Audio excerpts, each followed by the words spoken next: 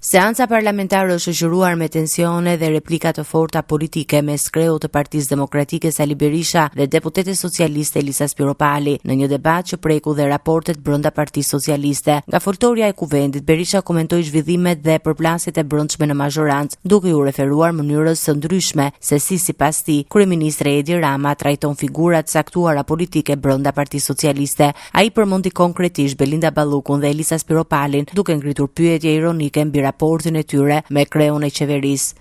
Dhe ju që po më këshin flatje do të bëj një pyetje këtu. Si ka mundësi që ajo e qunë pallosh i gjatë dhe ai bën gjithçka për ta mbrojtur, kurse ti e qunë Skënderbeg dhe të flak. Cila është arsyeja?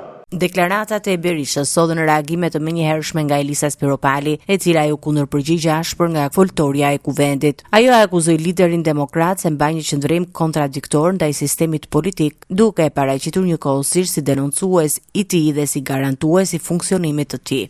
Sali je i pabesueshëm sepse njëkohësisht je edhe denoncuesi më i madh edhe garantuesi më i madh i sistemit. Kështu që kur të çlirosh sistemin, kur të çlirosh partinë, kur të çlirosh opozitën, mund të flasim këtu dhe ndoshta terma doktor do të ngjisin më shumë. Po sot për sot kontradikta e thellë të qenurit edhe denoncues, edhe garantues nuk ta jep të drejtën të flasësh dhe i jep qytetarëve të drejtën të mos të besojnë. Debati mes palëve pasqyroi edhe një herë klimën e tensionuar politike në kuvend, ku akuzat personale dhe përplasjet verbale vijojnë të dominojnë diskutimet parlamentare.